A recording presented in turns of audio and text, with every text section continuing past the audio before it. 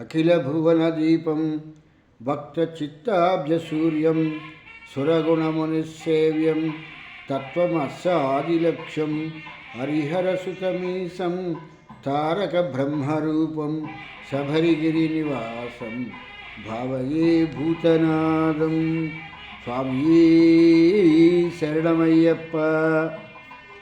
భద్రార్చిత పదపద్మ సుభద్రాగ్రజ సర్వలోక పాలకహరి శ్రీభద్రాధిప కేశవ బలభద్రానుజనన్ను బ్రోవ భవహర కృష్ణ అని చెప్పేసని ఈ కృష్ణ శతక కర్త ఈ యొక్క పద్యాన్ని కృష్ణ శతకంలో చెప్పటం జరిగింది. భద్రార్జిత అనేటువంటి దానికి భద్రంగా ఈ భార్యలందరి చేత పూజించబడేటువంటి వాడ అనేటువంటి ఒక అర్థాన్ని తీసుకుని చెప్పడం జరుగుతుంది. ఈ భద్రార్చిత అనేటువంటి దానికి ఏంటంటే పాదపద్మయుగళ సుభద్రాగ్రజ, సుభద్రుని తాలూకంటే ఆ ఒక సుభద్ర తాలూకు అగ్రజుడైనటువంటి అన్నగారైనటువంటి వాడ, సమస్త లోకములకు ప్రభు అయినటువంటి వాడ శ్రీహరి, భద్రాచలములో కేశవ అనేటువంటి దాంట్లో ఉన్నటువంటి వాడ, బలభద్రుని సోదరుడా, నా పాపములను హరించి నన్ను బ్రోవుము తండ్రి అని చెప్పేసని ఈ యొక్క కృష్ణ శతక కర్త చెప్తున్నాడు.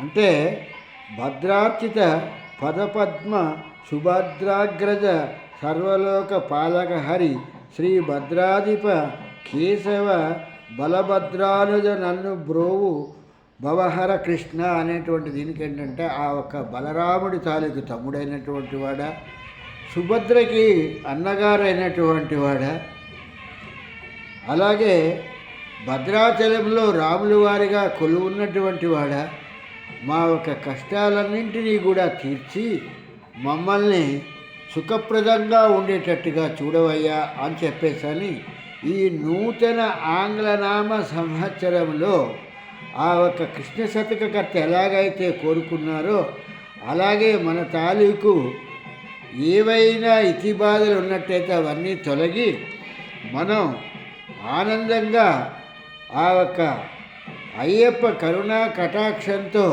మన జీవితాలు ఆనందమయంగా ఉండి మన జీవితాలకి శుభం చేకూరాలనుకుని మనం కోరుకున్న కోరికలన్నీ కూడాను అవన్నీ కూడా నెరవేరాలనుకుని మనం ఆశిస్తున్నాం. కాబట్టి ఆ శ్రీకృష్ణ పరమాత్మ అనుగ్రహంతో మనకి ఇవన్నీ కూడా నెరవేరాలని కోరుకుంటూ ఇక్కడ ఈ యొక్క మనం కథలతో పాటు కథలో ఉన్నటువంటి అంతర్భాగాలను కూడా మనం తెలుసుకోవటం జరుగుతోంది ఈ భక్తి అనేటువంటి ఈ ఆశిత్రేయ వారి కార్యక్రమంలో. కనుక ఇక్కడ ఈ విషయాలన్నింటినీ కూడా ఎందుకు చర్చించుకొస్తున్నామంటే మనకి పూజ చేసేస్తే ఏదో వచ్చేస్తుంది అనేటువంటిది చాలా అపభ్రంశమైనటువంటి విషయం. పూజ చేస్తే వచ్చేటువంటిది ఏమీ లేదు. ఇది ప్రాథమిక దశలో ఉన్నటువంటి క్రియ. అంటే ఆ భగవంతుడి దగ్గర ఆ సన్నిధిలో కూర్చుని తన అభ్యాసాన్ని ప్రారంభిస్తున్నటువంటి స్థితిని చెప్పటానికి ఓ నమ శివాయ అనేటువంటి మంత్రాన్ని ఎలాగైతే దిద్దిస్తారో అలాగే ఈ పూజ అనేటువంటి దాన్ని ప్రారంభించడం జరుగుతుంది తప్పితే ఇంకా వేరే విధంగా ఏమీ లేదు అనేటువంటి విషయాన్ని మనం బాగా తెలుసుకోవాల్సినటువంటి విషయము. ఈ యొక్క భగవతత్వానికి వచ్చేటప్పటికీ ఈ భగవతత్వంలో ఒక చక్కని ఒక కథ ఉంది. ఈ కథని వశిష్ఠుల వారి యోగ వాసిష్టంలో ఆ ఒక రామచంద్రుల వారికి చెప్పటం జరిగింది. ఈ ఒక కథ చూడాల అనేటువంటి ఒక కథ. ఈవిడ మహారాష్ట్ర తాలూకు అమ్మాయి. ఈ యొక్క చూడాల అనేటువంటి ఆవిడ. పోతే ఈ ఉజ్జయిని రాజు అయినటువంటి ఈ సిక్కిధ్వజుడు అనేటువంటి రాజు ఈ ఉజ్జయిని రాజ్యాన్ని పాలిస్తున్నాడు. ఈ ఉజ్జయిని రాజ్యాన్ని పాలించేటువంటి ఈ సిక్కిధ్వజుడు ఈ యొక్క మహారాష్ట్రలో ఉన్నటువంటి ఈ చూడాల అనేటువంటి ఈ మహారాష్ట్ర రాజకన్యను ఈయన కొందరేమో వివాహం చేసుకున్నారంటారు. ఆ రోజుల్లో వివాహం అనేటువంటిది ఎంతమందిని చేసుకున్నా కూడా అది వివాహం కిందే తీసుకుంటారు. కానీ కొందరు ఆమె అతని అంటే ఆ చూడాలే ఈ యొక్క సిక్కిధ్వజుడు అనేటువంటి అతన్ని ఆమె దగ్గర ఉంచుకున్నది అనేటువంటిది కూడా చెప్తారు.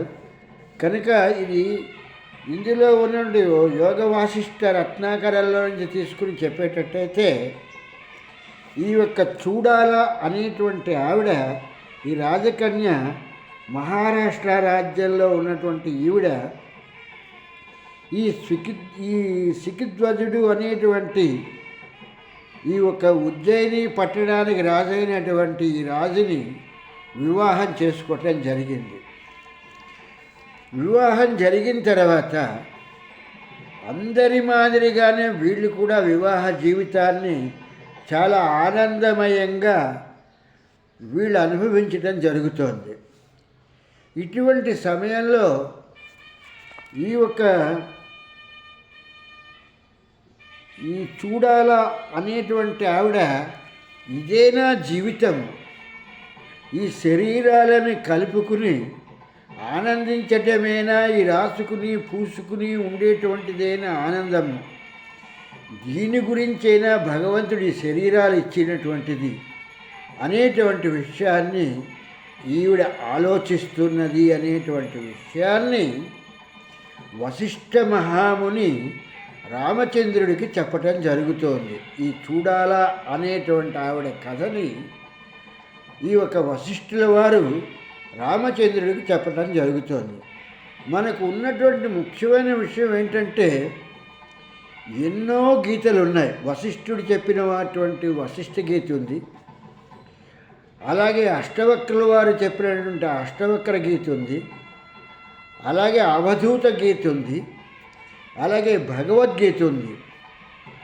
మనం ఏం చేస్తున్నామంటే సాక్షాత్తు భగవంతుడే చెప్పాడు కాబట్టి కృష్ణ పరమాత్మగా ఎంతసేపు కూడా ప్రతి వాళ్ళు కూడా ఈ యొక్క భగవద్గీత అనేటువంటి దాన్ని పట్టుకుని వాడికి తెలిసినా తెలవకపోయినా కర్మ సిద్ధాంతమో జ్ఞాన సిద్ధాంతమో సన్యాసమో మోక్ష సన్యాసమో ఏదో ఒక పదాన్ని వాడేసుకుని నలుగురిలోకి వచ్చి కూర్చుని మాట్లాడేటువంటి స్థితిలో ఉంటున్నాడు తప్పితే నిజంగా వాళ్ళు గీతల్ని అధ్యయనం చేస్తే ఆ ఏ ఒక్క గీత అయినా కూడా ఇచ్చేటువంటి జ్ఞానము అనేటువంటిది చాలా విశిష్టత కలిగినటువంటిది అనేటువంటి విషయాన్ని మరువరానటువంటి విషయము.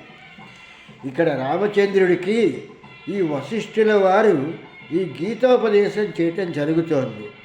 ఎందుకు చేస్తున్నారు అంటే సీతా పరిత్యాగం తర్వాత రామచంద్రుడు చాలా విచారంగా ఉండటంతో అప్పుడు కర్తవ్యాన్ని బోధించటానికి ఇక్కడ వశిష్ఠుల వారు ఈ కథను చెప్పటం ప్రారంభించారు. ఈ యొక్క సీత అనేటువంటి ఈవిడ్ని తీసుకుని ఆవిడ వెళ్ళిపోయిందని చెప్పేసని నీవు ఈ రాజ్య పరిత్యాగాల్ని చేసేసి నువ్వేదో రాజుని రాజ్యంలో ఉన్నటువంటి ప్రజల్ని పట్టించుకోకుండా చేస్తున్నావు, నీకు ఈ చూడాలా అనేటువంటి ఆవిడ కథను చెప్తున్నాను విను అని చెప్పేసని ఈ వశిష్ఠుల వారు ఈ రామచంద్రుడికి ఈ యొక్క చూడాలా కథను చెప్తూ ఈ ఉజ్జయిని మహారాజ్యాన్ని సిక్కిధ్వజుడు అనేటువంటి రాజు పాలిస్తున్నాడు. ఈ పాలిస్తున్నట్టు రాజు మహారాష్ట్ర కన్య అయినటువంటి ఒక రాజు కూతురైనటువంటి ఈ చూడాలని వివాహం చేసుకున్నాడు. సీతారాముల లాగానే వాళ్ళు కూడా ఎంతో అన్యోన్యంగా తమ తాలూకు దాంపత్య జీవితాన్ని గడపటం ప్రారంభించారు. ఈ గడుపుతున్నటువంటి కాలంలో వీళ్ళకి మిగిలినటువంటి విషయాలు ఏవీ కూడా పట్టకుండా ఇంద్రియ సుఖాల గురించి, శారీరక అనుభవాల గురించి వీళ్ళందరూ కూడా చూస్తుందంటే వాటి గురించే, ఆ సుఖ సంతోషాల గురించి వాళ్ళు అనుభవిస్తున్నటువంటి సమయంలో ఈ చూడాలా అనేటువంటి ఆమె దీని గురించైనా భగవంతుడు మనకి జీవితాన్ని ఇచ్చింది, పశువుల్లాగా మనం కూడా ఈ శరీర ధర్మాలని మనం పొందటానికైనా అని చెప్పని ఆవిడ ఆలోచించి అప్పుడు ఆ ఒక రాజగురువుని పిలిచి మాకు సరైనటువంటి మార్గాన్ని బోధించండి అని చెప్పని అడిగినప్పుడు ఆ రాజగురువు